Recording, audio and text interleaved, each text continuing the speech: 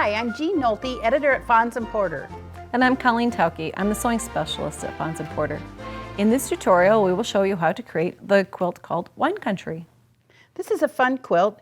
It's batiks, and it's made all with 2.5-inch strips.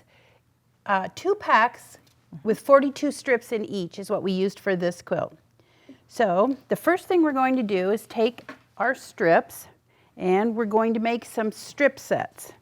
Now in these packs, you will find that they're not all one color. There's a lot of purple in there, but there's some golds and some creams and some lighter lavender colors. There were some that were lighter, and some even to blue, and then they go way into dark. So when you're going to set up your strip set, think about that. You're going to want to distribute the color kind of evenly through your quilt. So match them up with a little bit of everything in each of the strip sets. Okay, so you're going to make 14 strip sets that have 4 strips in each, and 14 strip sets that have 2 strips in each. You're going to be doing a lot of so seaming. you want to rearrange the prints so that the strip sets are all different. Exactly. Okay, so the ones with 2, you just sew the 2 strips together, press the seam to one side. Now, when we're creating the strip set that has 4, in order to not get a shift or a twist in this, what we want to do is kind of mark the top of one strip. Sew in one direction for the seam, come back the other direction in your sewing for the second, and then the third, back the other direction. By alternating directions, your strip set will stay more square and won't get a twist. That's a good tip because you can get kind of an almost U-shaped strip set if you're not You don't careful. want distortion. So we're ready. Oh, we forgot to press. The other tip is that when you're putting together your strip sets, press all your seam allowances in one direction. It'll help you to help keep them flat. And in this case, you can't press toward the dark because some of them are going to be light. Yeah, so you just alternating. Press them in one direction. So I've straightened up the end of this strip set, and I am ready to start cutting some segments off of here. So this right now should measure 8.5 inches. So you need a ruler that's wider than 8.5 inches. I have a 9.5-inch square. So I'm going to line up the 8.5-inch line here, and I'm going to cut some 8.5-inch segments off of this strip set. There are only 2 lengths of segments you're going to be cutting, 8.5 and 4.5, throughout the entire project. So I would go along and cut all 8.5-inch segments first. Helps to keep them across the strip set. When I get to the end, if this is big enough, I'll cut an 8.5-inch. If it's not, and it is, if it's not, then I would just cut a 4.5-inch here. So you'll need 42 8.5-inch wide segments and 42 4.5-inch wide segments out of that. Then we're going to do the same thing with the shorter or the narrower strip set. Whoops, this strip way. set of 2. A lot of repetition, so you're going to get really good at cutting really accurately. So again, I've straightened the end already. I'm going to start cutting some 8.5-inch segments. I try and line up a line on the ruler along the bottom and along the end to keep things straight.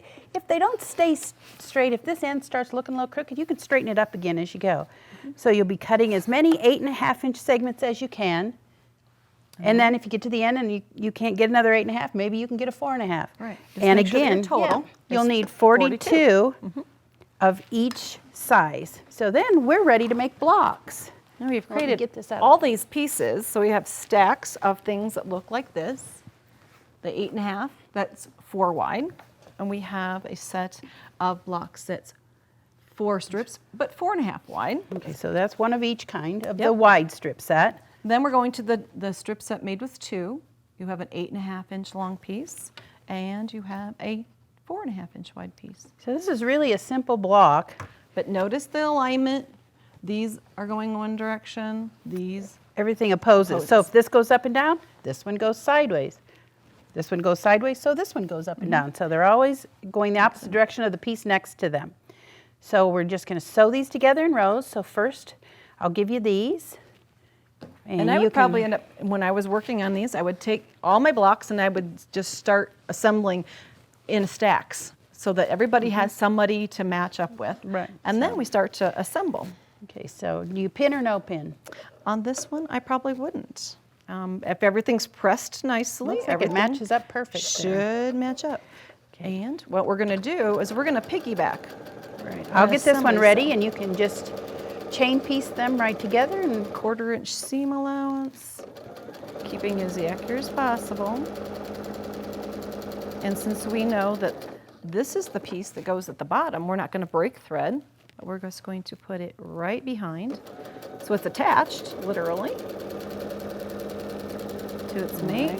And I'd just keep going because these are all random. It doesn't matter. You keep just make making pairs blocks. like that and you could get your blocks put together pretty quickly.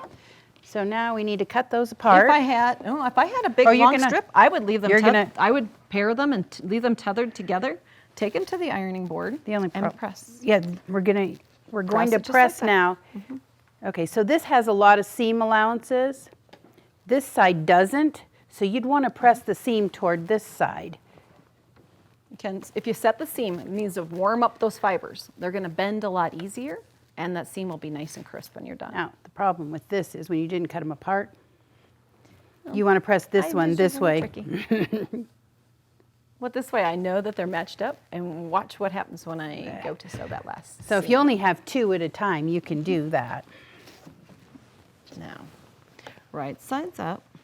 See, it's tethered. I didn't lose its mate. So now what I can do is right sides together.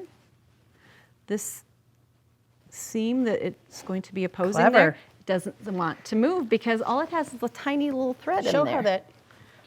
Show how they go the opposite directions here. Okay, I see what you mean. This seam goes that way.